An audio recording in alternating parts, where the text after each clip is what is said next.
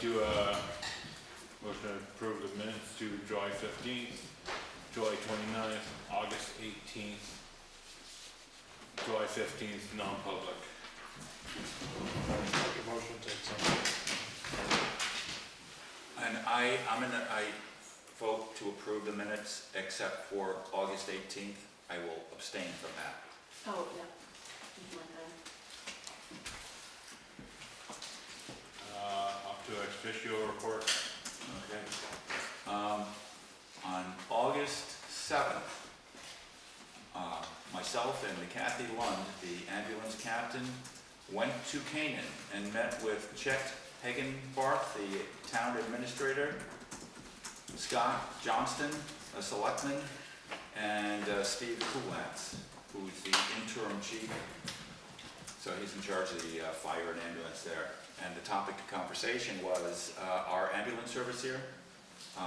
We've had 80-some odd calls. I don't have the exact figures, but the vast majority have been responded to by Canaan. Canaan's got a problem with that because of the expense. And Kathy Lund acknowledges that. That has been an issue. And they're looking for perhaps a different sort of agreement with the town. The town needs to decide what we're going to do with the ambulance service. And like I've said before, we have a nice brand new ambulance, but we don't have the manpower to operate it all the time. That is a serious problem for us and for the residents of Grafton. Because when Grafton gets toned and they don't respond, there's a couple minutes lag before Canaan responds. So there's probably a number of ways we go about doing this, but Canaan wanted to meet just to start a conversation. So it was a very cordial meeting. Nothing was decided, and except for one thing. Canaan would like to compile a list of what they've responded to and what the billing charge may have been for those calls, so that we can have a figure to deal with when we're deciding what to do with our ambulance service. I know that our budget for the ambulance is what, about $19,000 of taxpayer money, about $19,000 a year. Other towns are paying far more than that. I mean, I think Canaan's budget is like $800,000, and they do more than just service Canaan. They have another service that's going on. But a town like Danbury, they employ Bristol to come and serve them, and it's, I don't know the exact cost, but it's in the hundreds of thousands of dollars. So basically, Grafton, by the sounds of what I have thus far, Grafton is getting away on the cheap. And Canaan's going to want to have some discussions to talk about that, to see what we're going to do. So it's a serious discussion, it's a serious problem that we have, and we have to come up with a way of getting at it. The best way, in my opinion, is if we were able to staff our own ambulance with volunteers. That is so easy to say and so hard to do, because in this day and age, the training that you need to get in order to be a responder requires a big outlay of money and a big outlay of time and commitment, and it's hard in these days for that to happen. So it's a problem that is out on the table, and we're going to have to consider it, and we may have to consider something drastic before budget season gets here. There's not much we can do this year, but there may be something we could do in subsequent years. I know that I've talked to some members of the ambulance department, and they say there's different solutions, like maybe we should hire somebody, a couple of people full-time, so that we have people during the day. Usually it's during the day, during the weekdays, that we have the biggest problem. People are at work. So we might want to consider that. We may want to consider just signing on with Canaan as our ambulance service. I don't know. I don't know what the answer is, but those are questions that we have to come to grips with in the next couple of months. So that's my ex officio report from the ambulance, and I don't have anything else to report.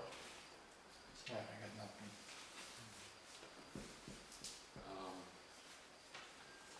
Got nothing. Did I mind those right into Sam's? Sam's first. Yeah. How you doing, Sam? Doing well, and yours? Pretty good. Yeah, we're having a great time on the highway department. We have a really good crew. do, and we're trying to do it. The big news is we finally got a quote for the grader. $51,000 just to fix a transmission. And we know that when it goes down, there's gonna be more issues they find, so we're guessing between the mechanic and I, it should be 75 to 80 by the time it's done. So we have to pull that money out of somewhere, figure that out when we would like to make a decision on when we wanna send it down. Now, some people have noticed I have had the grader out, and I've been leaving it in certain places around town, cause it only goes 5 miles an hour. So, there's no point, I can't drive it back to the shop, it takes me all day. So I can still use it, it's just not, we just gotta figure something out. So that's a discussion we have to have on timing, money, sending it. I do have someone out of Canaan that owns a lowboy that is big enough, so the other issue we have is it's a 70,000 pound grader. It is absolutely massive. So you need a tri-axle lowboy to haul it, and there is a guy in Canaan that can do it. So I do have his information. When we start to figure out the game plan for it, he is aware we will be calling him. I don't remember his name, but Any idea what some of the other issues might be, or? well, the all-wheel drive doesn't work now. We don't know why. So the problem with this grader, it's all electronic. So if it doesn't throw a check engine light, we can't do anything about it. We can't even if it has a check engine light, all we can do is run through the code so that the computer actually provides us the codes. And it tells us how many times the code is tripped, which is cool. I can call Caterpillar and they will walk me through it for free to kind of tell me what's going on. The issue is we have no codes. So the front wheels won't turn for some reason. I had an issue with the lockers the other day, so I had one wheel powering the grader.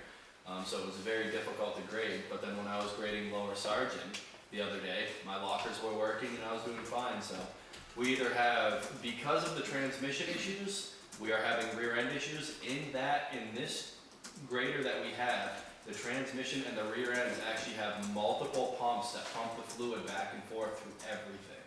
And so that could be causing an issue that we just don't know about.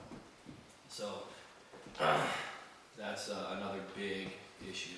So we have to find the money to pay for that. That is, And then the time frame. I was hearing that maybe during the winter. we're hoping that I can baby it enough to keep the roads good for this year, and then probably around November to December, we hopefully can all come to a decision on where we can get the money and it can go for the winter as well, because it's a huge job. Yeah. They gotta pull the motor, pull the whole back end off the grader. And Caterpillar was surprised that we had issues because they say these M140s are fantastic and no one really has this type of issue with it. So something did happen at some point, Yeah. and that's what ruined it's got 6 clutches and 3 of them are gone. Yeah. Could someone have gotten in there and? No, there's no speculating at this point. It's been having transmission issues from what I understand since we got it. They've just been gradually getting worse and worse and worse. So that's the big news with the highway. We did get the calcium tank figured out finally. I saw that. Yeah, we've got it out. It's good. It's doing its job, which is fantastic. That's great. We have Kenny in the shop quite frequently. He is a fantastic mechanic, and he's doing a good job. So the new guy's doing fantastic. We're just having a good time. We're really enjoying trying to clean the town up. We had a culvert. We had to shut down Turnpike Road last week. I would happen to just be driving and saw a giant hole in the road, and I pulled over and I'm like, this is a hole in the road. Why is it here? So we put some cones on it. Went back the next day and realized there was something wrong with the culvert. So we shut the road down and replaced it. And when someone put the 2 culverts together, they didn't actually pop the rubbers together.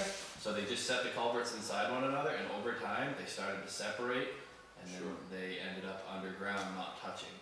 And so we just put all brand new culverts, ripped them out, put new culverts in, and that was a hot, really hot day. But we got it done. It came out good. Yeah. So we're trucking, we're doing good. Mower's still mowing. We're still doing everything we can. It's good to see the mower out there. Yeah. I have a question. Sure. Tewksbury Pond Road. Yep. How's that? I mean, how's that going? So we ended up cold patching the hill because it was so rough. There was actually like 18-inch ruts, huge ruts on that hill. So we just brought straight cold patching. We used like 6 yards of cold patch to try to patch the top of the hill and coming down. Yeah. It came out fantastic. which is good. I would love to kind of pave that, so we're thinking about taking the rest of our cold patch and just finishing off the hill. And then, there's a divot coming off Route 4 onto Tewksbury, we're gonna fill that in, Okay. is Yeah, one of that- the plans. That's a bump. And so if anybody doesn't know that, nobody's been maintaining Tewksbury Pond Road For a since long probably time. 1951, Yeah. from whenever they put it in. Yep. And we recently discovered that it's a Class 6 road. It's a Grafton road, based on Class 5. Class Class 5. We wish it was a Class 6, right? And we can't get it reclassified. Yeah. The only way we can get it reclassified is to have the governor and the executive council sign off on that. And the chances of that happening are not great, seeing there's some residences up there. Yep. So that's kind of a bad pill that we, So with that road, we do have plans. I talk with the guys a lot about my future plans, and I let them kind of stew on them so they can give me ideas back. And we will be shutting the road down while we work up there. We're gonna be making sure, the best we can do is post online. I think everybody's got friends of Grafton. So I just try to post on there, but we do plan on shutting it down because it's such a thin road when we work up there, we can't be meeting cars halfway. We are gonna be cutting a lot of trees down. So we have to, ambitiously, I'd like to push that road to a lane and a half this year, but we still have an entire town to take care of and now this project. So I don't know how it's going to work, but we are going to be doing a lot of work up there. We have to, it's a Class 5 road, we legally own 35 feet, so, and we need 2 cars to be able to touch it. They need to be able to pass, and you cannot. we need to be able to plow in the winter. And we need to be able to plow. That's gonna be a discussion we have later, because that hill at the end, something has to happen with that. So, whether we rent an excavator, but we have huge pine trees there that have to come down. Fox tree will probably have to come in and pull the biggest of the biggest down. That's gonna be, I don't know how much, and then we're gonna have to widen the road right from 4, and then we have to cut the hill down to make it easier on our trucks, on everything. So this is what we call a problem, because none of us knew that was our road, we had no idea, it got dropped on us, and now we have to take care of it. We're gonna work it, we're gonna do what we can, like we're doing, as you guys are seeing in town, we're getting it done. So I can't thank my crew enough, to be honest with you. They work with me and they do what we need and it's working, so. I know trucks drag trailer hitches trying to pull up inside of the boats, but. Yep. So that's one of the biggest things of how do we cut the hill down? And the only way to do it is to dig it down and make the entrance just longer and less. If you can, Yeah, if it's Not ledge much. where yeah, you can't blast. we're at, yeah. So, we'll see. Gretchen.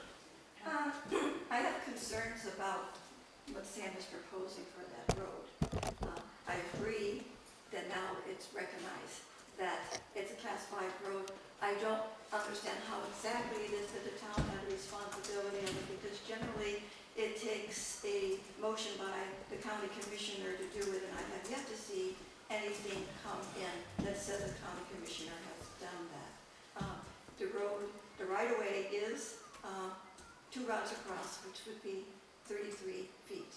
And coming in and removing trees and blasting, because you're gonna have to blast because there is a ledge there.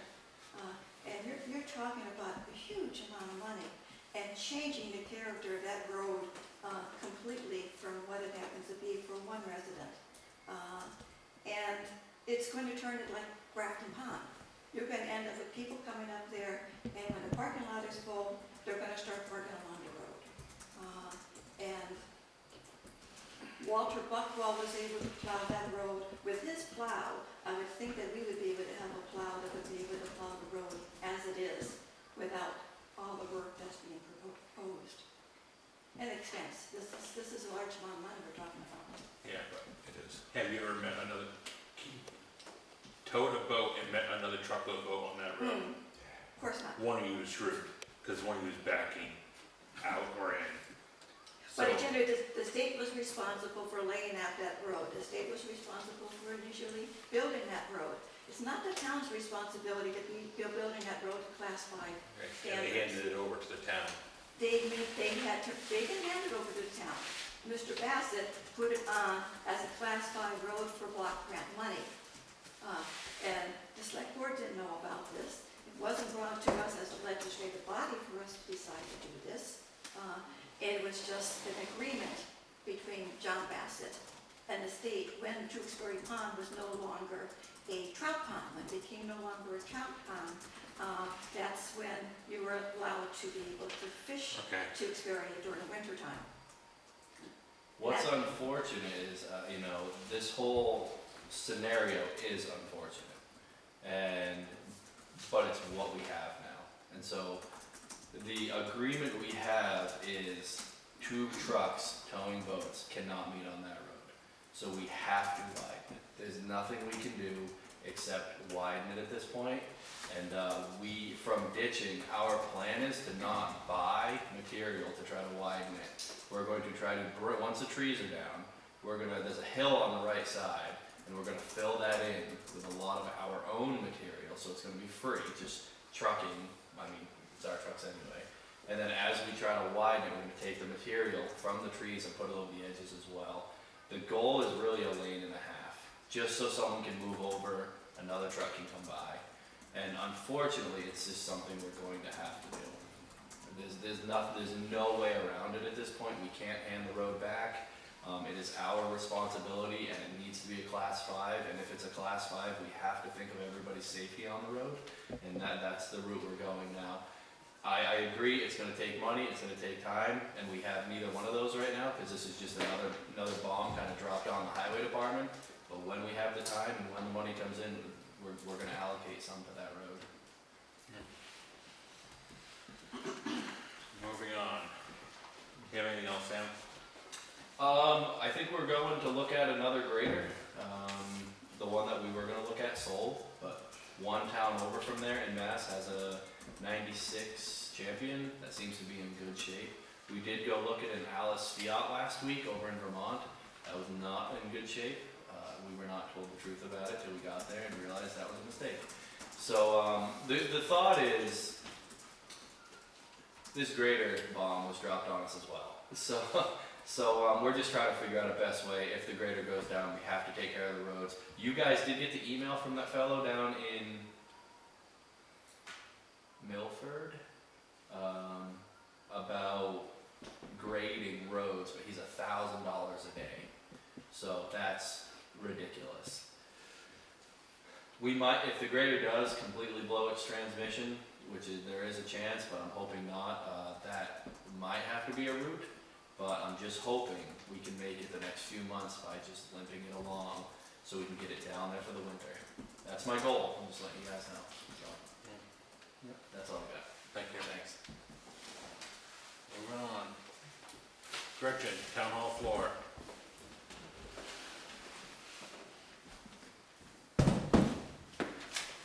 Okay, so we did do Moose Plate grant application this year because there was no monies available for municipal buildings. Last year, they had a shortfall of revenue, and so there was even less projects that were given monies than had been before. And so this year, as I said, couldn't get municipal buildings, but it was interesting to hear that the grants were available for libraries. Don't know in what context they could be used for, whether they're going to have always been available for libraries in the past, but this year they were available for libraries. So on July 1st, I reviewed the town hall floor problem with Buckley and the Crosby's underneath with Jeffrey Richards. Jeffrey is experienced in restoring historical and period buildings. He worked on the meeting house after JR had left, and he was willing to, he offered to come here and review the floor situation to give me guidance, the best way to tell the select board how to move further with the floor. So in the 2014 inspection by Jack First and the 2023 historical building assessment both stated that the floor buckled because of a combination of stress at the intersections of the original schoolhouse layout and the addition, which is what we're sitting in right now. And also by moisture that was carried by the runoff that came off of Grafton Turnpike into the property and underneath the building. So the site work that was causing the problems, that's been taken care of, so the moisture issue has been addressed. And when we crawled underneath the building, we found no evidence of any moisture problems, nor concerns relating to the hall's subflooring. There was no warping, rot, or any structural failings that was evident. So that floor buckling like that is not because the subflooring is also moving. It's purely, as Jeffrey explained to me, it's where this floor, when it was laid down, it's able to expand. That floor is not able to expand. And so when the moisture came in there before, they had no other choice but to start going upwards. So he recommended that we carefully cut out those boards that are heaving and to remove them in such a way that you're able to reuse them and put them back in place. That's the same recommendation that was provided in the historical building assessment. Jeffrey also recommended to where you go from coming through the door, you can see where that hump is at. There's short sections of board that's been laid out that are only probably about 5 inches long, and that was used to fill in a wall that used to be there at one time, and that's also causing a problem because it's not, again, allowing the floor to be able to expand when it needs to. So he recommended taking those out and then laying an appropriate floorboard in place for that. And so, let's see where I was at. And so the historical building assessment recommends the same thing. It recommends that the floorboards be reinstalled with face nails, then to carefully refurbish the floor by lightly sanding it and buffing it, and then resurfacing the entire floor with a high-quality varnish or a polyurethane. At the time that the historical assessment was done, they gave a preliminary estimate of $10,000 to do that work, and that was basically going from 2022 prices. It may be necessary to contract one individual to cut out the floor and relay it, and another person to come in and do the sanding and the buffing of the entire floor. I have reached out to different individuals who have the expertise to do that. I do have different people who are interested in doing proposals and winter work in the winter when they aren't quite so busy during the summer months. So also last July, not this past July, but in 2024, for the Moose Plate grant, I met with a contractor who submitted an itemized and written proposal in reference to the installation of a vapor barrier underneath the building, which again is something that's recommended in historical building assessment. And also putting in some galvanized steel posts to replace the wooden ones we presently have. And some of the wooden ones are sitting on big stones. Some of them are just sort of sitting with little pieces of wood underneath them. And so this would be a situation where there would be proper foundation put down for each of them that would then stabilize the floor so there wouldn't be any moving whatsoever. And also the proposal included a dehumidifier to be put in that. And that's broken down to different prices to where we can choose what we want to do and not want to do. I know he proposed, the contractor from Montpelier, of basically using foam and going up the foundation walls and going up into, in order to stop any kind of air movement whatsoever and the moisture. But for the federal guidelines for historical buildings, that's a no-no. We're not allowed to do that.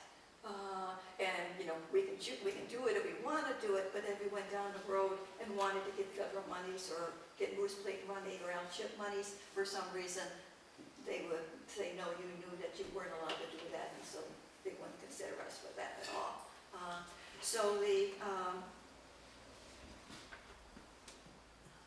So there's approximately $50,000, am I correct, Sarah, in the capital reserve fund for the town hall? That sounds right, and I don't wanna say for sure because I don't have it in front of me. Yeah, I think it was 40,000 something left from last year, and then we put $10,000 in this year. So, I might be able to pull up and try.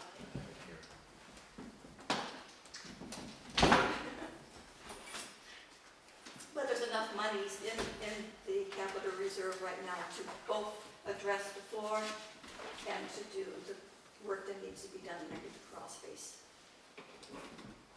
69. Oh, yeah, it's not letting me pull it up.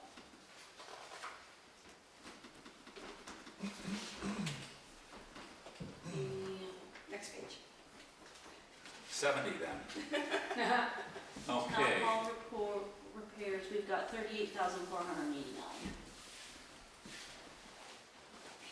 What did we spend That money on? was. Is it, because the end of the year shows 40 something. Bridge fund. Oh, the end market Oh, value. town hall repairs, yeah, here we go. Yeah, 40,214 at the end of the year. And we Yeah, have another the- 10,000 coming into it that hasn't been deposited yet? Correct. Okay. Yeah, the end market value is 41,834. Yeah.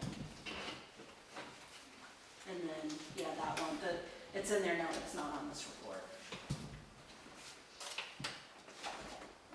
So I can do, what I need to have people submit proposals.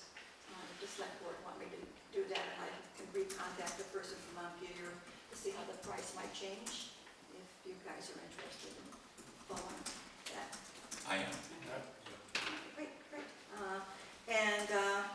So when we did review on July 1st, the crawl space access was closed off. Ideally, that should be left open during the summer months, whenever the furnace is not running, because it's the only thing that we have that allows ventilation. Not the only thing, but it's the main thing that allows the ventilation. Is it open now, do you It know? is open now. Okay. We left it open. So it needs to be closed in the winter, In the- open in the summer. Exactly, right. And so, that saves from any moisture, with us Sure. doing that. And also, any kind of mold or anything that gets created.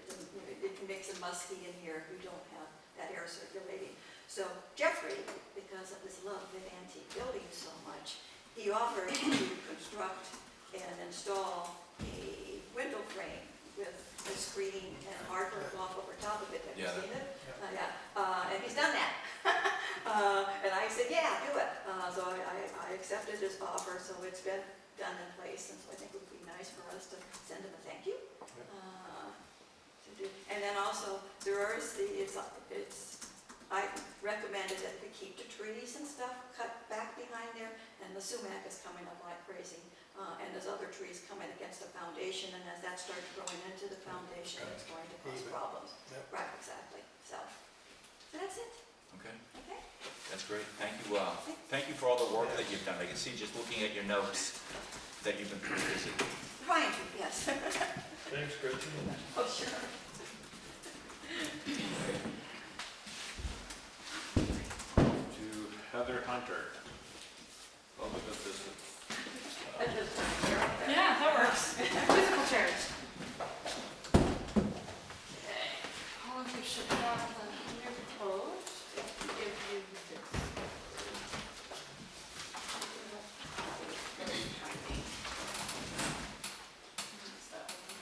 Oh, it's something I printed off because you guys, the select board will have homework to do. Homework. Homework. Okay, so granted the guidelines were updated back in 2022. However, it was only grammatical corrections. It wasn't actually bringing it up to the standards of the state. What I put together, and I did an update, so make sure you've got the 11th, August 11th. I have the 11th, There you go. and then I have the one from 22, so I have I have the old one and Yeah. the new proposed one. So the new proposed one is up to the 2024 standards. When you go to training, welfare directors go there, and they give a example, which I also have in this lovely binder here, saying this is what the towns in the state of New Hampshire should be at. So that brings us up to current versus 2011 that only has grammar corrections. Also, the formatting of the current one is easier to find. There's a table of contents and RSA's quoted throughout. Yes, it is a big document, but it covers the town. So if we ever get into situations, we can refer to this. We can use this. If for whatever reason I'm not around and Cammy's not around, it's easy for somebody to fill in and review it, ultimately. And then it also has all the forms. So you have, in the forms, the appendix forms A through V. Yeah, but you also have Appendix A, which I was told by NHMA, our lawyer Matt, that the select board is allowed to give me a spending amount for each case. Granted, it's not set in stone, so if I have somebody that meets the amount and I'm working with the individual or the client and they justifiably working to get outside assistance or they're just in that hard spot, I then would go to you three or the select board in general and be like, hey, I have client 202604 that needs a little bit more help. Okay, so just so I got this, this new guidelines are gonna cap how much we can give to each recipient? Yes, and we're technically supposed to be doing that. Doesn't tie us to that. If there's a special needs case, you can come to the select Correct. board and the select board can override it. Correct. Okay. Which I need your permission. So this, with the Form A, the allowable levels of assistance, it's in the packet. You want it? It's in that packet. And I actually, the form I gave, I did a quick research because I'm sure you guys are going to be like, we don't know how much to put in there. So from NHMA that I spoke to, and then also our lawyer Matt, you guys in other towns, you are allowed to say, this is per case, how much you can spend. Right off the bat. You give me permission to spend this. It doesn't have to align with my budget. It also will help my budget. So kind of being like, here's the general amount within the public, here's what the state uses for getting assistance, and this is how much you give. But if there's that case where, hey, they need a little bit more, and I come to you guys, probably in a non-public form, because I need your guys' permission and it's, confidential, saying, hey, this individual needs a little bit more money, and we need to go, and I'm working with this individual, this is where they're going. So it's not set in stone that this is exactly what they're getting, because we have to continue to give support. This just says, without your guys' permission, without my advocating for the individual, this is how much I can give, right off the bat, if they qualify. Make sense? Sure, it does. So then that's when I got, and this I can share for the public, I made extras. I absolutely love Grok AI search, I use it all the time. And ultimately, I'll read it for everybody, is I asked them, what is a good baseline for allowable levels of assistance payments for the municipality of Grafton, New Hampshire? Families of 1 to 8 that include monthly food, monthly non-food, weekly non-food, and daily food. Then include monthly shelter allowance for 0 bedrooms. I'm assuming that would also be hotel rooms, because we don't have homeless shelters in Grafton. 1 bedroom, 2 bedroom, 3 bedroom, 4 bedroom, and include heat, electric, oil, natural gas, bottled gas. Lastly, include burial allowances and telephone. And then also if there's another area. So Appendix A is what you guys have to review yearly. That this is what changes, this one right here. Right. Because all the other forms, it's changing the application to be more concise. Okay. And then there's, explanation for disqualifications when non-compliant. So there's more that comes in line with the state. But this, everybody's saying, we need to do this. Okay. So that's why I. Overall, it sounds like there's a lot of changes between the old Much. and the new. The thing is it covers the town if there's something that comes up, I have something solid. Yes, it's more, but you guys are giving me a stipend to sit down with clients that come in for my help and be like, hey, here's this, well, I don't understand this. Okay, well, let's sit down, let's make an appointment and talk about it. I mean, this is part of my role to do. We want to give you the tools that you need. Right, well, it's also to protect the town. And to protect the town. So, yes, I'm the welfare director, but I'm also technically a town employee. So, yes, we have to give everybody that comes to welfare that qualifies assistance, and that assistance doesn't stop as long as they meet certain, conditions that come through, that they are indeed applying to other states' assistance, because we're only supposed to be short-term, emergency-based. And I'm more than happy, and I haven't reached out, I can sit down and fill out forms, Medicaid, Medicare, and any other assistance as well. That kind of circles back to the changing of the name, which I still need to follow up with NHMA if there's anything else. Welfare doesn't define what I do. Granted, I know the DRA defines it as welfare, but it's more public assistance. It's not necessarily you're coming to me to get money.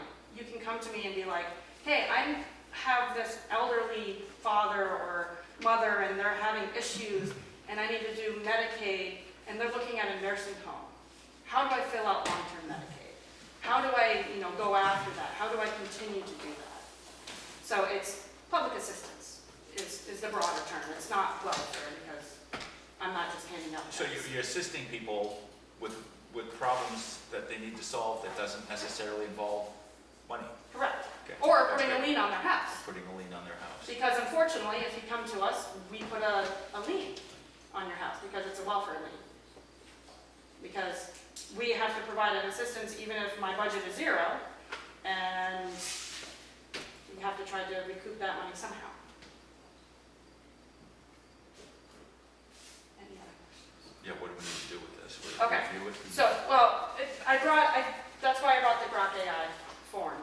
Thank you. It breaks it down. So Grok is really good. I mean, I can read it or skip over it, but if you look, it kind of breaks down. It says family size, and then you look at household size. Oh, it gives you.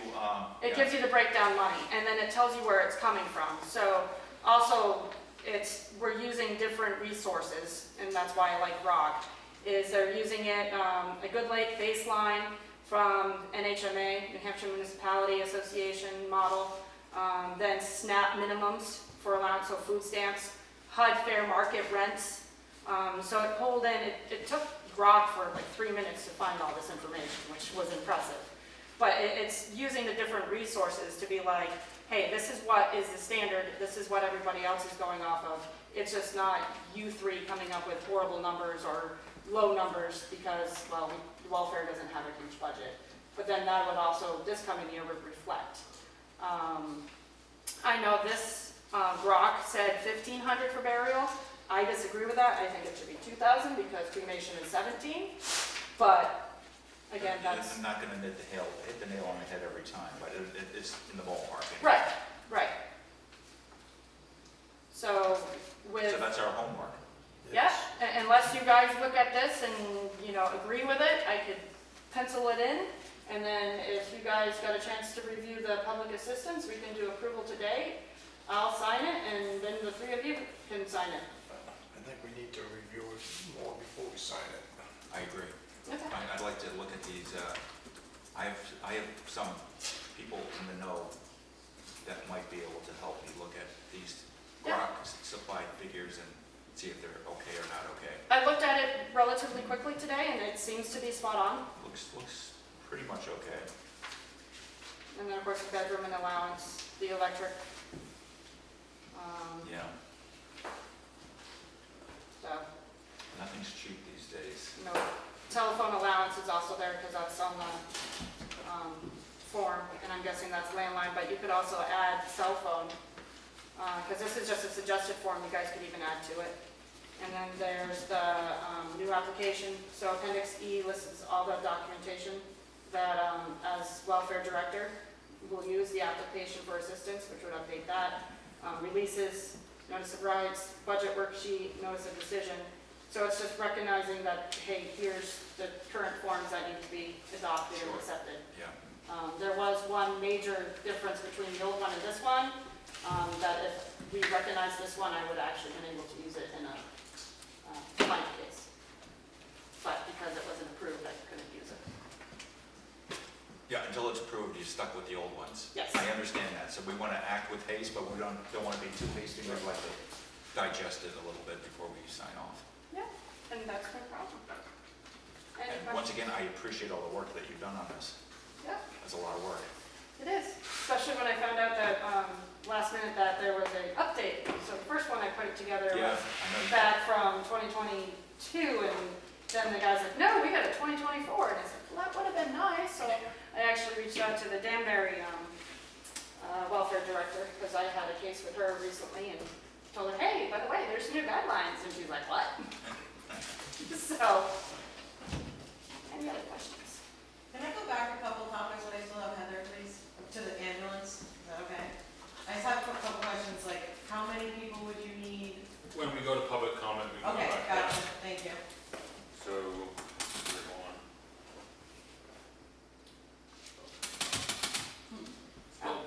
Sorry, that could have been autocorrect. It's a good thing I have it in a Word doc. Denied. Well, I can get there. So we're good? Yeah, we're good, thank you. Yeah, that's done. Now to the fun stuff. This part first.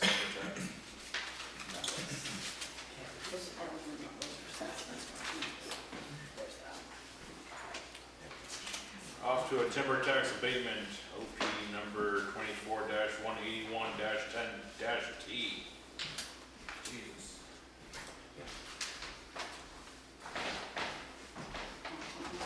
I think that's me.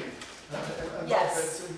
Yeah, Yeah. I'm Bob Benson. I had a timber harvest done, and I received a tax bill from Grafton, which was a little over 13% of the proceeds that I received from the harvest. And normally, the tax goes 10%, or roughly 10% of the proceeds. So I emailed Grafton and asked about it, and they suggested that I come to this meeting to talk to you all about it. And I think what the problem is, according to everyone that I talk to, is that the DRA is using a new software program this year. And this has been very widespread, according to two foresters who I've talked to. And a lot of the bills coming in at, 13, 14, 15%, but when it should be roughly 10%. So I don't want to make a big deal about it. I mean, I just wanted to ask you all about it. I mean, it's, I'm certainly not here to argue, I'm not here to make a fuss. I mean, I'll pay whatever I should pay, brought my checkbook. I just wanted to just ask you all about it, that's all. Well, we wouldn't take your money tonight, have it go to Bonnie, I believe, right? Yeah, it'll go to Bonnie. Well, Paragrader. that's fine. Oh. So, yeah, we looked at this. There's a couple of things we would ask for before we make a decision. Because we looked at your paperwork, and it looks like they took like $23,000 to $26,000 right off their bill for a landing, which I don't understand, that's kind of high for building a landing. Yeah, and no, the landing was 14,000, what would you say? That's still very high. I agree. for a landing. I agree completely. And the problem is, and I did research all that, and, the way that the law is supposed to work is if the landing can be used for future projects, then, only part of that landing, pro rata should be deducted, but there's no other use for the landing. I actually met with them today, and, if that landing was for that project, there's no other use for the landing. We have to do another landing for the next cut that we do. And you can only deduct part of what you logged. You only log a third of your property. I believe you can only deduct half of that, right? So if they only log a third of the property, then they can only account for a third of the cost of the landing Right. Okay. as a deduction. Yeah, and that's what I thought, but the way that it's supposed to work, one of the things that I read, and that's assuming that that landing would be used for the other 2/3 of the property, which it can't be. It's all really hilly and sloped, and that landing can only be used for the part that they logged. That's why they only logged that portion of the woods, because it'd be used for that landing. The other landing for the next harvest has to be way over on the other side, just because it has to, we've got to skid it downhill, and so that landing can't even be used again. But it's for the total property. You only log a third of the property, so it can be deducted a third of the price. Yeah, that's what I thought, but again, I looked through all that, and if we could have logged the whole property using that landing, we would have, but they couldn't. That's why we only logged a third of it.